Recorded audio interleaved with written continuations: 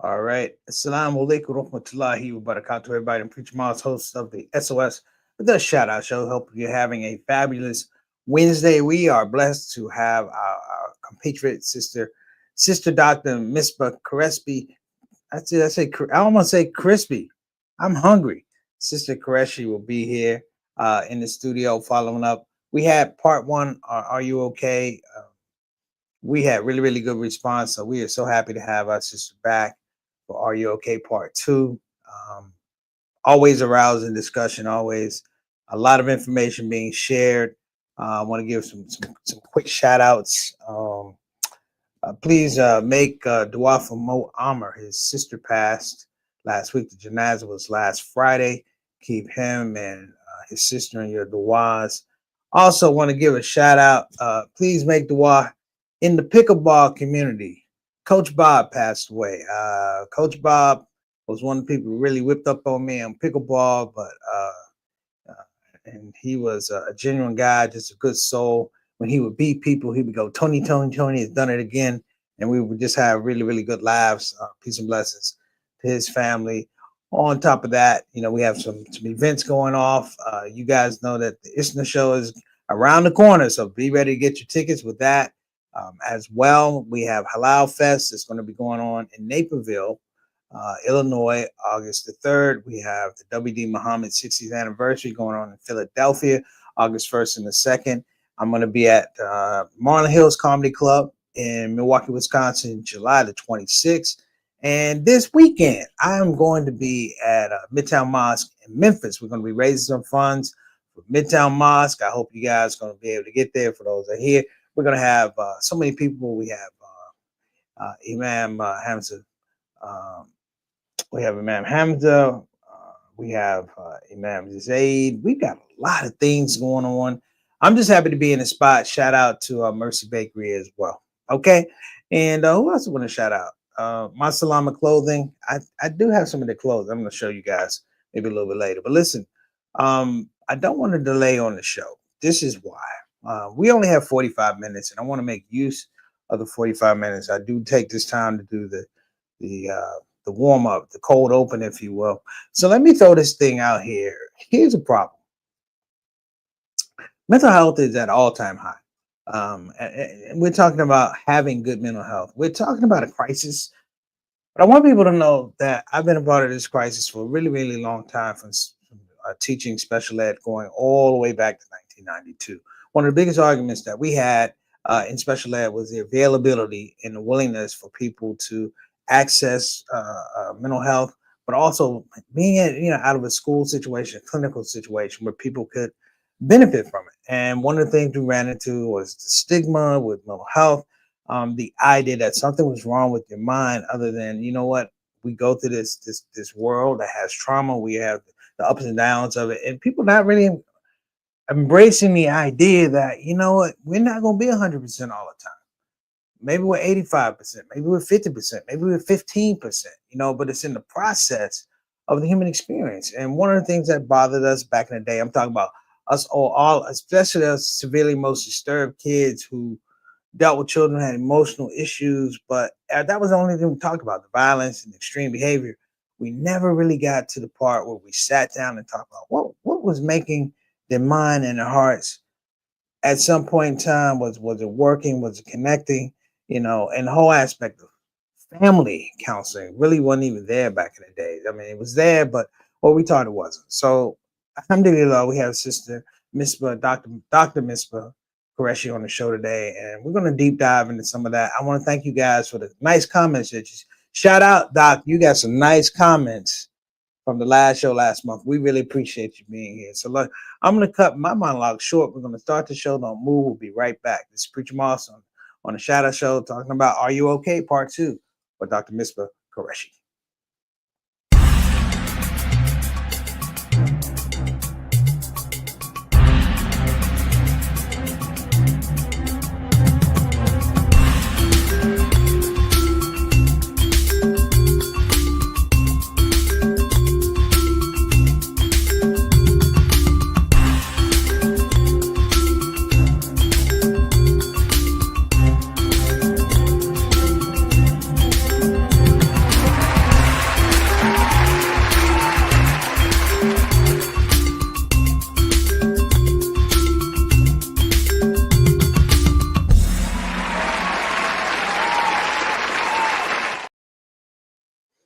Okay, we're back on the set. I want to make sure we shout out show family, the elites, if you will. We have, of course, we got Sister Ree. How you doing, Ree? Assalamu alaikum warahmatullahi wabarakatuh. Peace and blessing to you, your family. Derek, Jawan, thank you so much for joining us. My main man, Altaf Rashid from Toronto. Wa alaikum assalam wa rahmatullahi wa barakatuh. One of our day ones. We call him Mr. 6 o'clock, straight up, straight down. Um, Canadian envoy to the show with no terrorists. Thank you so much for coming. Also, wa alaikum assalam wa rahmatullahi wa barakatuh to my little brother, JT. Thank you so much. Great conversation we had on Sunday, man. We got to pick that up. Just so you guys know, we talk every Sunday for about an hour and a half while I'm working out. Thank you so much for that insight that you shared, man. And I look forward to talking to you. Always much love to you, my dear brother. Also want to give a shout out, of course, to Sister Satana Whitfield, the executive producer on the show, the Shout Out Show. Without her, this thing is possible. This is not possible. See these hands right here? If she's not on the show, we can't work them. She makes this whole thing happen. I want to give a shout out to my man Bilal Salahuddin and his lovely wife, Sister Sonia Daughter Salahuddin. Wa alaikum assalam rahmatullahi wa barakatuh. Who gave his wife gave a very nice compliment to his sister Misbha. So I just want to make sure you know.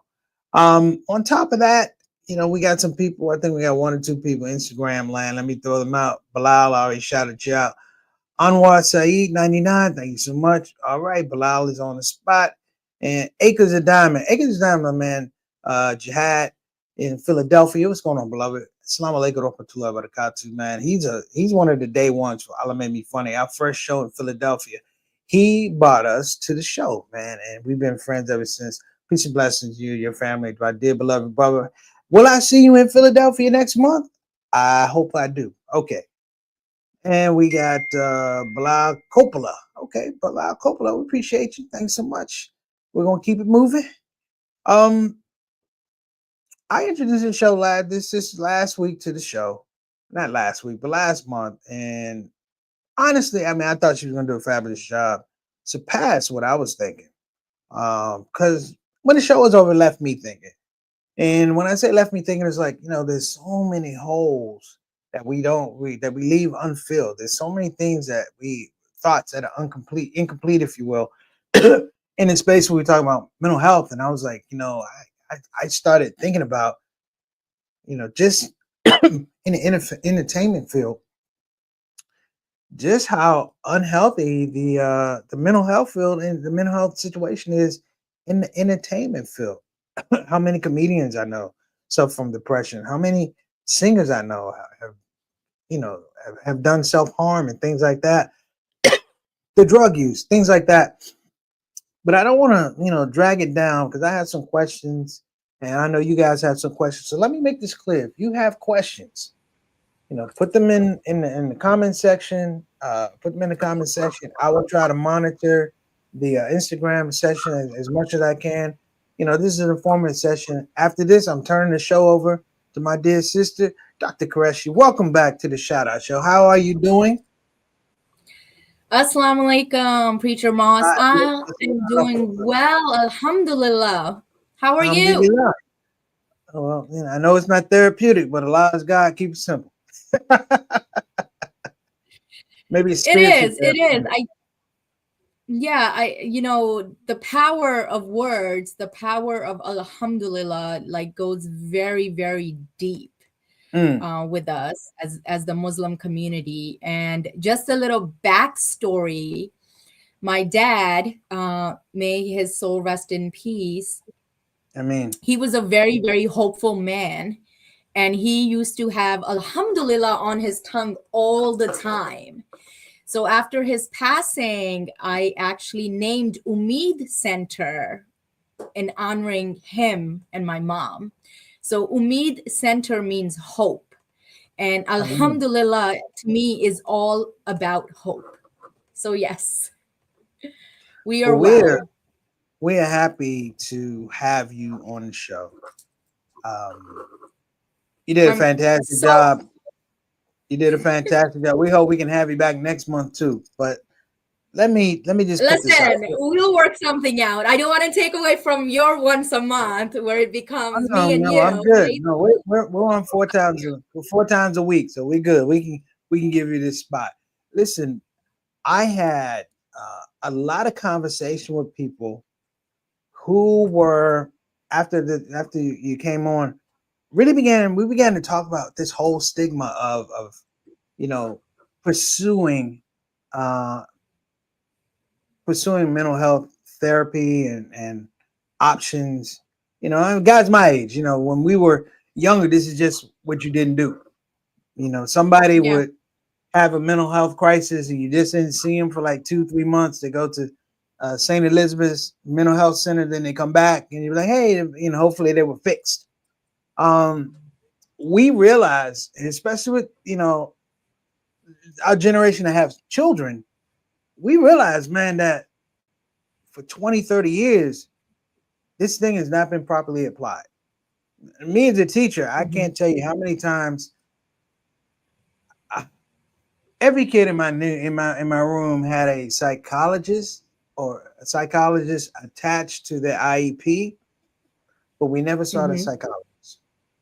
You can never bring that up with a family because you think my child's crazy, and you'd be like, well, yeah, but it was different. The crazy, we talked about the behavior. That's the physical thing, but we never really got to the mental aspect of what these kids are going through. Sadly enough, I feel like we've returned to that the Hmm. cuts with this big beautiful bill and things like that, they're not talking about the damage to mental health services that schools need, that schools have been Hmm. providing for years, even on a shoestring budget. Now it's not there. Now it Hmm. seems like this situation environment has turned mental health into something that is, as conservatives say, it's just woke talk. Can you talk about that? Well, I mean, first and foremost, unfortunately, as I mentioned briefly last week, we are part of a very oppressed system, right? Hmm. And with the cuts in mental health, mental wellness, part of the message that we're getting is that our mental health is not important, so we're just gonna cut it, right? It's like the first thing that will go.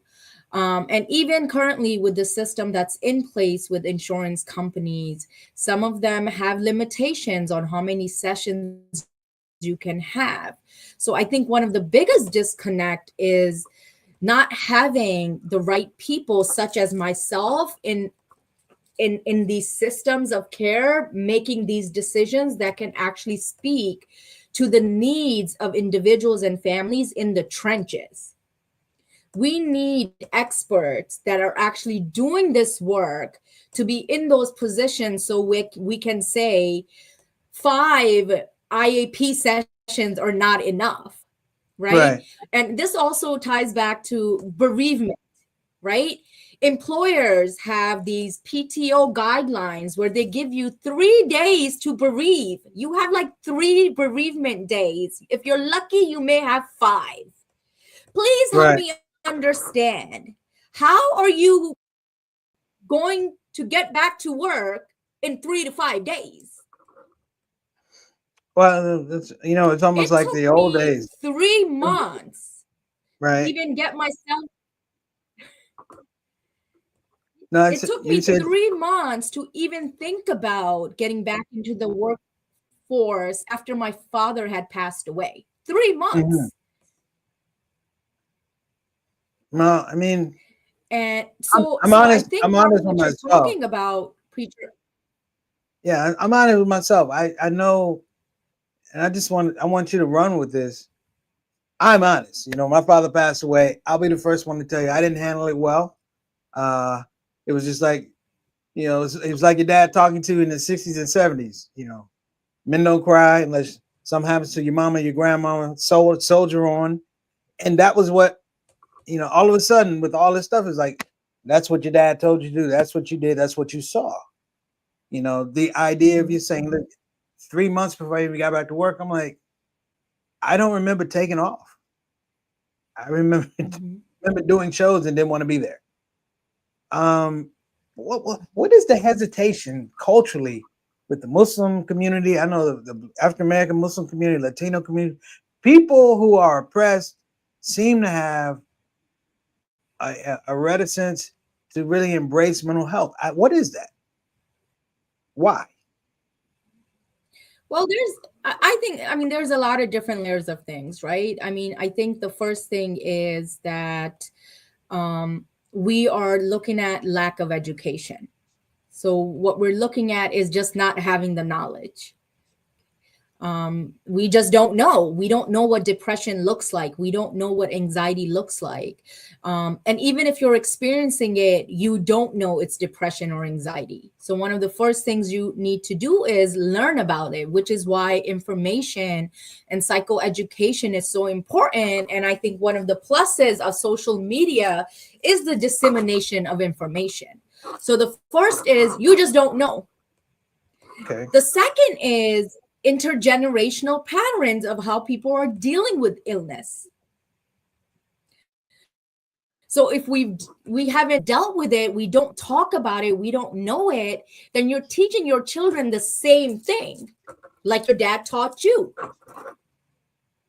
Because you have to be able to pour into yourself to understand something, to be able to coach and role model that to the next generation. Okay. And the third thing is, again, it's the mental health stigma, right? Like, it's like, oh, you're cray cray, or let's send that sister or sibling to, another state and act like we don't know what's going on, or they don't even exist, right? So there's a lot of shame around it. Well, I People mean, don't hesitate mhm. when you go to the doctors, right? Let's say you go to the doctors and the doctor says you have diabetes. You don't come home and hesitate to tell your family members and your friends, hey, by the way, I just got diagnosed with diabetes. Right, right. But you know what? I mean, it's always, it seems always a mixed message that we've always dealt with. Mm-hmm. Ironic, so Tona and I met we didn't meet in Philadelphia. We had a sit down conversation in Philadelphia at a symposium for Black psychology, and the issue was they were Mm-hmm. showing clips of Fences where Denzel Washington is talking to his son, and he was rough on his son. Now I didn't see anything different wrong with it because I've been there, but the name of the Mm-hmm. the topic of the session was, you know, toxic masculinity. I'm like, wait, I didn't, I didn't understand, you know, toxic masculinity. I'm like, our fathers told us what we needed to know about surviving because that's what they knew.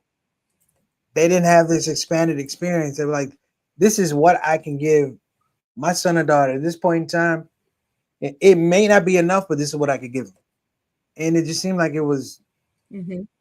yeah, it was a gut punch because all of a sudden it was toxic. I mean, where did it get to be toxic? I mean, have you heard that term a lot?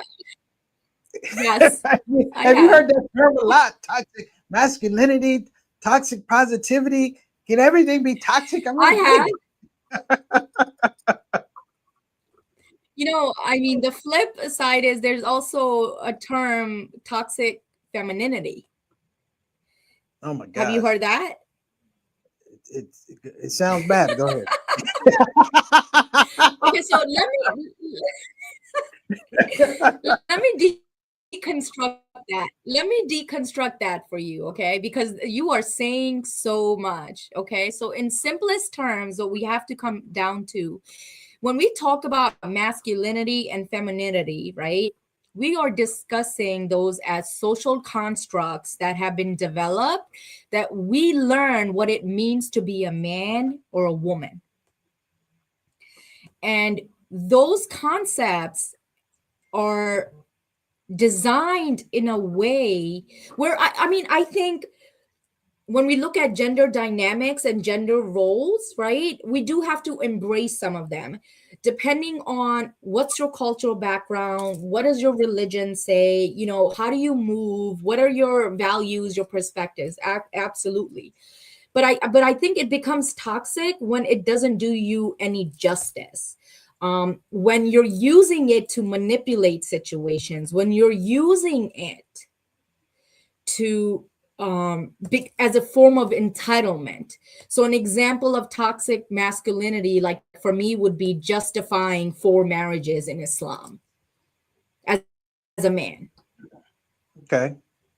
Or toxic femininity, this is what you're singing a lot. And the male clients that I work with, they come in and they say, we have these women, let's just say they're going through the formal process of arranged marriage, getting to know someone. They're like, we're having these conversations and these women are saying, I'm gonna work, but I'm keeping all my money, but I need you to buy me a Benz. Okay. Well, that should get the Are you comment there? section going. Yeah, I said that should get the comment section going. I guess No, my but thing see, are is you following what I'm saying? I'm following it. So it's like I you're using yeah. Islam as a way to your benefit, but that's not what Islam preaches, right? So this is just one aspect of it. I mean, other religions and other cultures have other things, right? So I'm only speaking from it from a perspective of a Muslim woman. In Islam, Mhm. yes, your husband, your fathers, your brothers, like they have a lot of responsibility, and the sole responsibility of being a provider does fall on the man who's the head of the household. Yet what it doesn't take into consideration when you come out and say, hey, by the way, I'm gonna work, but you're gonna have to pay all the bills. I'm keeping all my money, and you're buying me a Benz too. Like, how does that work in this society at this moment? Are we looking at inflation? Are we Um, looking at the fact that you cannot sustain a household with one single income anymore? I Are mean, I you don't. looking at what your financial resources are? Does that frame like I don't want to say mental, but just like incompetence? Like some people are that you're saying that it's like people don't understand their situation or their position in life, and they keep. It's like, listen, I don't gamble, but if you go to Vegas, they got a $20 table if you want to gamble in cards, right? Then they have $100 table Mhm. if you want to gamble in cards, right? You can't take your $20 and go over to the $100 table and go, give me chips. It's $100. But some people are thinking, I'm worth somebody's going to give me 80 more dollars so I can gamble. And it does not work like that. And it seems like more and more people have tied into it, and maybe the conversation needs to be broader, you know, even in our religious communities, there's this weird elasticity that's happening that's allowing for things that were standard. We just didn't do that. You know what I mean? Mhm. So I mean, what is that? Like Mhm. I look at churches and this maybe evangelicals who bend the rules. They it's always been this way, but I'm going to go that way because it gives me what I want to, or that's just the popular way to do it. Islam has the Mhm. identity problem that we're not flexible. And it's not that we're not flexible, but Mhm. we have things that have been in place for a bunch of years. These are the rules. These are rudiments of what it is. This is the rubric of our behavior. But society has created, maybe you can speak to this, something that's really, really unhealthy, whereby, we begin to question, these rules, these foundations, if you will. What do you think Yeah, about I that? mean, society has created a lot of things. That's what we call classism, racism, sexism. There's so many different layers of oppression and systems in place where people are raised in a society where they're learning entitlement. They're benefiting from privilege, right? But Right. and there's another piece to it. It's the trauma piece, the relational trauma. Like, depending on what family you come from and the messages that they've passed on in how you see yourself in relationship to the world, which is why your lived experiences as a human is defined by where you live, who you live with, what resources you have, what are your protective factors, what are your risk factors, the micro and macro levels of our community. Like we are shaped by our environment. So when you are around individuals who are passing intergenerational traumas and distortion and manipulation as behaviors, you're gonna feel like the world owes you something. And that's what we call destructive entitlement. Hmm. Can you expand There's on so many destructive? different things, layers of what? I just want to hear you expand on destructive entitlement. That sounds very interesting, very profound. Yeah, so destructive entitlement is a concept from a family therapy theory. And what it basically says is your lived experiences of trauma shape how you see the world.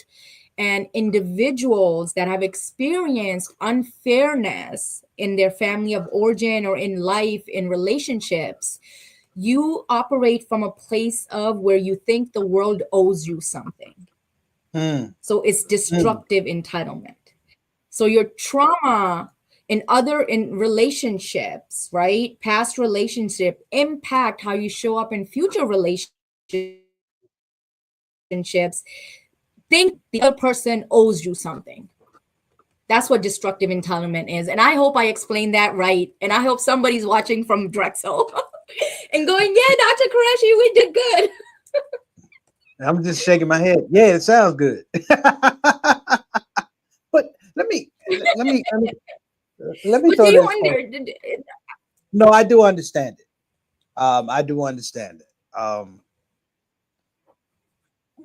It's So a it's kind it's of, I'll give you an example, right? So so let's say you were in a previous marriage, right, where you were supporting your husband for one reason or another, and you guys had a lot of financial issues, right? um mhm. so that ended up separating and divorce, etc. And a few years later you go into another, you decide you want to get remarried, but in that marriage you go into you're operating from a place of economic trauma, right, where your expectation of your future husband is like, no, I'm not giving you any of my money, you owe me.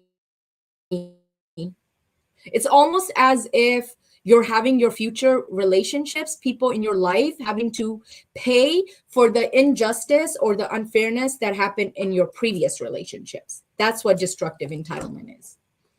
Like Okay. someone Well, else has to pay the cost of the trauma that happened to you. but there's a lot of that. There's a lot of that. Um, it almost, we didn't talk about it last time, but something Which that's is why happening. therapy is really important. I wanted to get to this one. I don't even know. We might get a commercial break in or not, but I really wanted to talk to you about something that's really happening in our community. I deal with a young man, Danish, it's Danish, brother Danish Koresh, Danish Kasum. He has a website called Shakes in Sheep's Clothing. And something that's really happening, that's troubling, we're not really talking about it, is the growing presence of spiritual abuse. Hmm. And we hear about it. It's real scant, but it just seems to be growing. I mean, do you deal with that in your practice? Can you elaborate on his definition of spiritual abuse? It's almost like people are groomed under the Like, is auspices of, religion? yes, like religion is the enticement to groom people and put them in a situation whereby Hmm. they are subjects of abuse.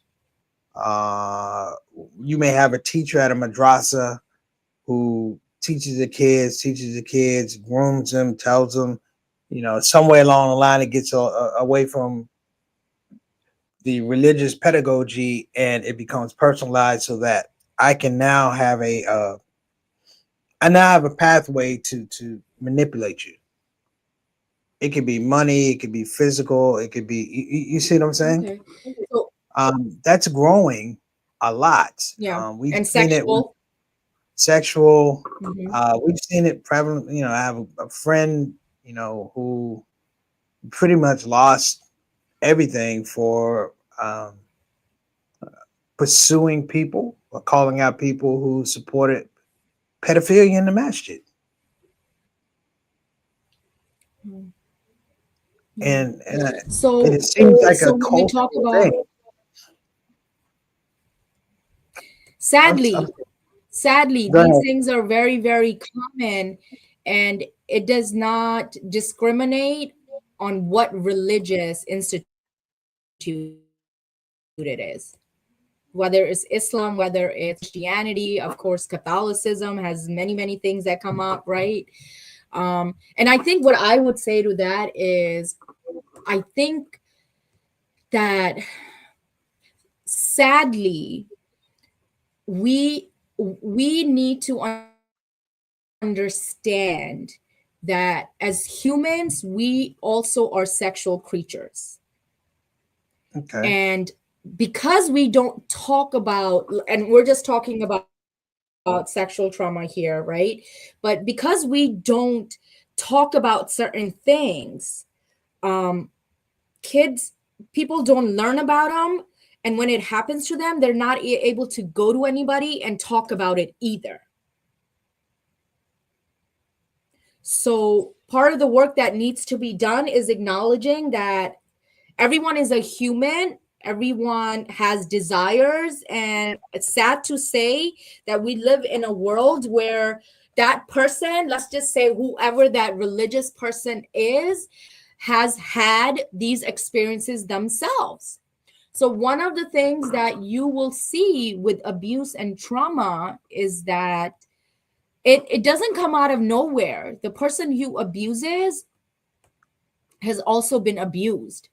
So whether it's Mhm. physical abuse, emotional abuse, verbal abuse, sexual abuse, they have experienced it most likely than not, which is what makes it okay for them to continue that behavior. Mm, well, I mean, I feel like And that is how they have learned.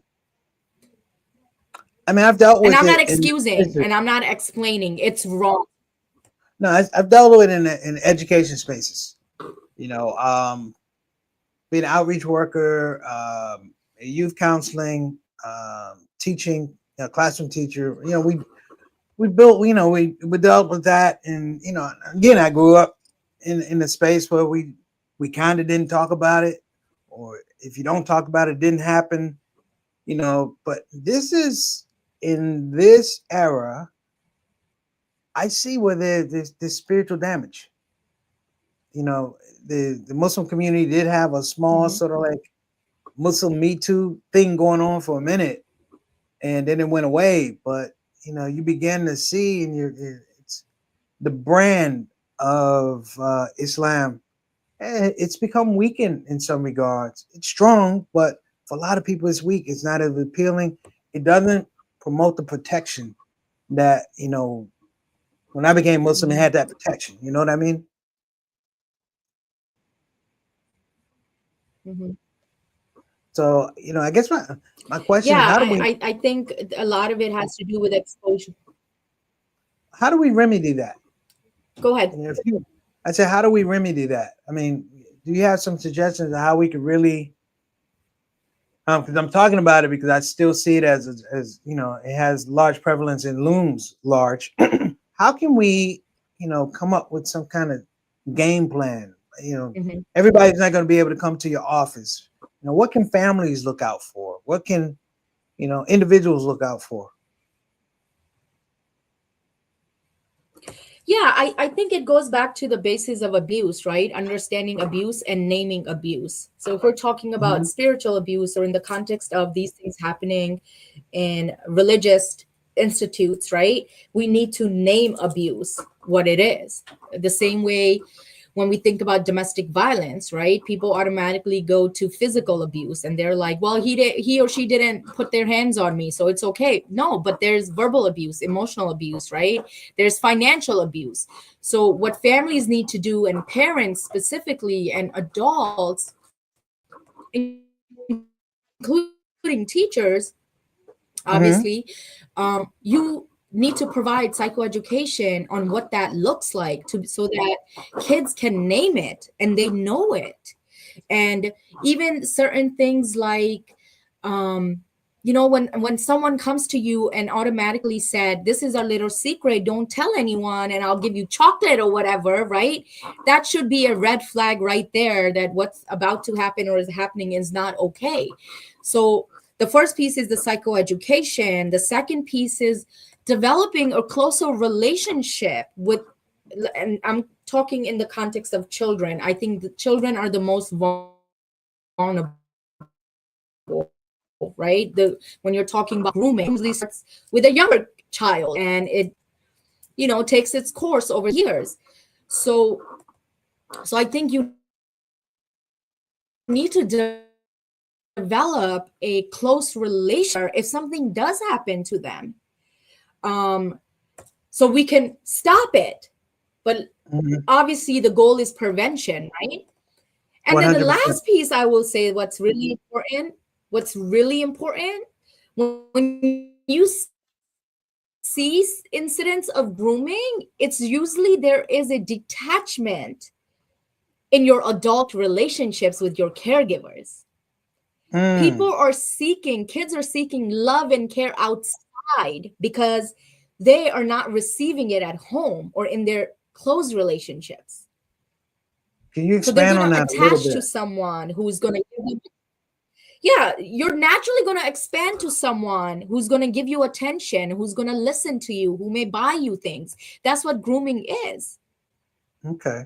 right? Preparing a child to engage in some form of, behavior that's wrong, that's haram, That's um, all right. that's abusive. So so if we look at these three things, right? Psychoeducation, relationship with your children, and then the disconnect that exists, and the last two go hand in hand, right? The disconnect that exists, you're more likely to lower the incidence of abuse. Right. Well, but um, but sad to say, we don't openly talk about these things. we don't. Doc, we're going to take a quick Sad break, to and when we say, come especially back, when it comes to religion. okay, I Okay. think we have a little bit of a lag. We're going to take a quick break. We're going to be back. Nobody move. We're on the spot. Are you okay? Part two with Dr. Misbah Qureshi. We'll be right back.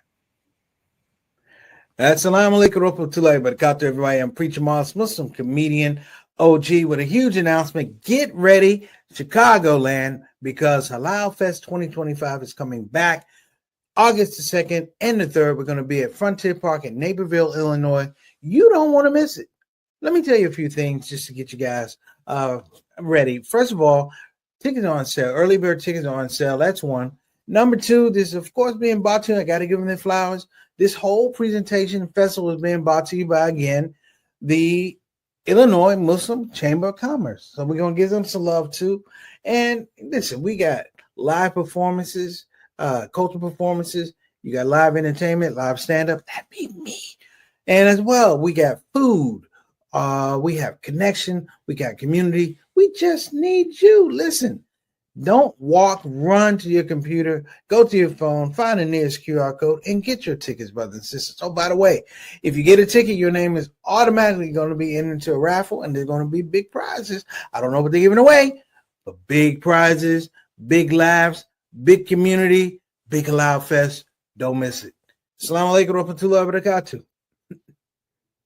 Why are you standing there? Go get your tickets. I got to do everything.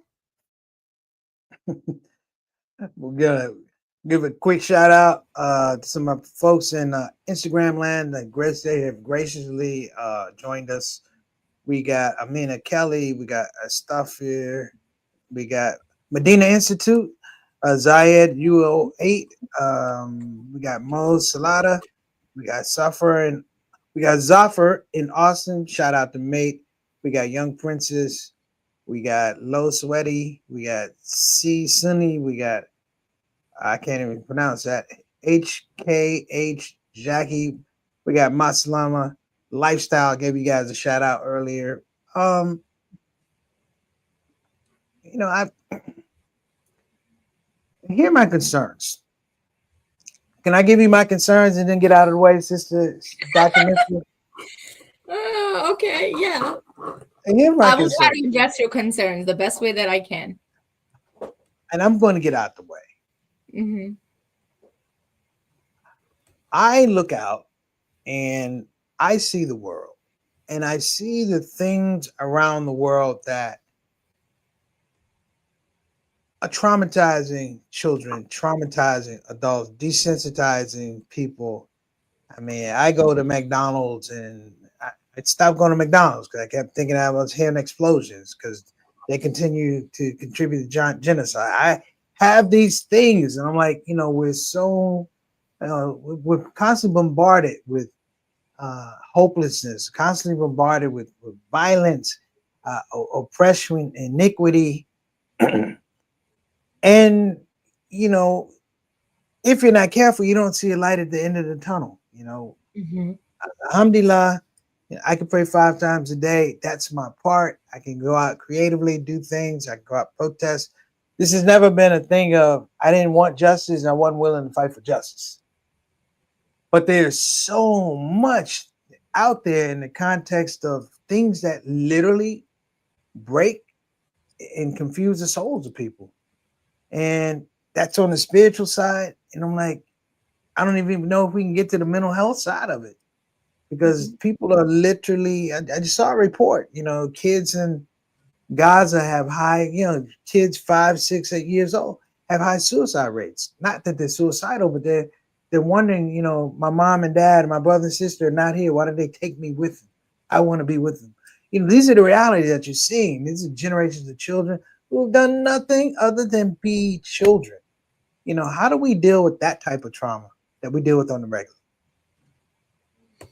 Well, first and foremost, the suicide rate for kids is higher because they are suicidal. Bullying has increased. I believe last session we talked a little bit about cyberbullying. So suicide, sad to say, suicide rates have increased in young children who don't even know the meaning of life yet, right? Um, and then I think the bigger picture around this is when you're talking about the aspect of spirituality. So for me, I think our mental health and our spirituality go hand in hand. So I recently did a series on I Choose Us where we talked about the 8 dimensions of wellness.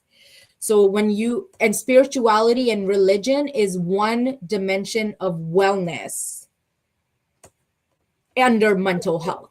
And there's 7 other ones, right? So it's great to hear that you have your spirituality, your religious, your faith is very strong because that's allowing you to move forward and deal with the ins and outs and all the traumas that are happening in this world. Like you're able to show up the best way that you can, right? So for me, I think what's important here is that think about what your purpose is. Think about what is it that you need to continue to unfortunately live in a world right now where it is disastrous. Hmm. You have to pour into yourself. If you don't pour into yourself and take care of your different dimensions of wellness, you're not going to be able to show up in the world to make a difference.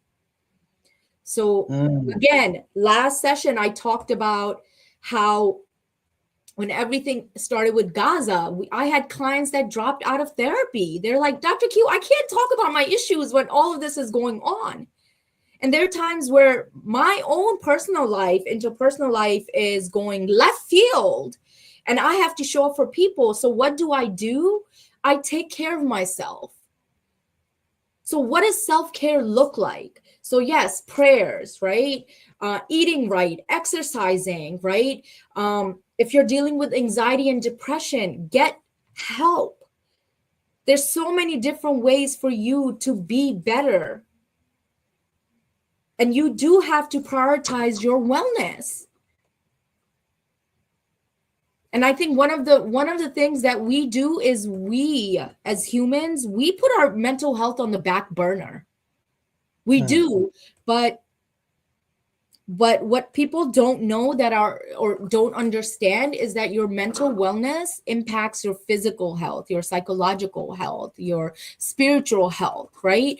So for example, like, there are a lot of people who suffer from depression that can't show up and go pray Jummah or say their prayers, can't get up and do the things that they need to do. So it's all interconnected. So you got to see it as interconnected. So your spiritual, your emotional, your physical. There's 8 different dimensions, and I would love for everybody to check that out. It's on my events. All the recordings have happened, so you can follow me and go back and check out those 2 episodes to really understand what we need to do to be better. And I think when you are working on yourself and you're healthy, you're going to be able to break intergenerational patterns, because you're not going to be repeating trauma. I We think are also contributing to trauma. I think we need to put together a session, a workshop or something. I'd be glad to put it together and just have people come on and have you talk about these things. Uh, Absolutely. because they're just paramount to mental health, good spiritual health, family wellness, mental wellness, communal wellness. All these things are very, very important. Mhm. Um, we have hit 45 minutes and we went 2 minutes over, but I'm going to suggest, one, we would love to have you back. This is vitally important for a lot of people that are watching the show. We've had a lot of people tune in. I actually had somebody ask about maybe doing some sessions with you. So, David, Nice. I did give me a number just so you know. Um, but I think this is really, really important, and I really appreciate you coming on. Not just for the folks that watch, but, I get something out of it too. I hope other folks get something out of this conversation. Mhm. Um, Listen, we love to have you back again next month. Uh, According to your schedule, I know you're going to be traveling soon, but listen, don't forget about us, because we're definitely not going to forget about you. All right? Well, thank you so much, Preacher Moss. I would love to be back. Me and you can talk about dates. And again, this is one form of disseminating information. So when you ask, like, what can we do? This is one thing we can do to And let people know, come, please work on I yourself. appreciate you. We're Yeah. gonna work on ourselves. That's our thing. Yes, absolutely. That's gonna be the next show. It's gonna be work on Yes. yourself with Dr. Misbha Koreski. Listen, thank Thank you you so so much much. We for having appreciate me. you. May Allah continue to bless you, increase you in this life I and the mean, next, as well as your family. Thank you so much, everybody, for tuning in. Assalamu alaikum wa rahmatullahi wa barakatuh. See you soon. Appreciate you, Preacher Moss, on behalf of my EP, Sister Susanna Whitfield. We'll see you next week, inshallah. Thank you again.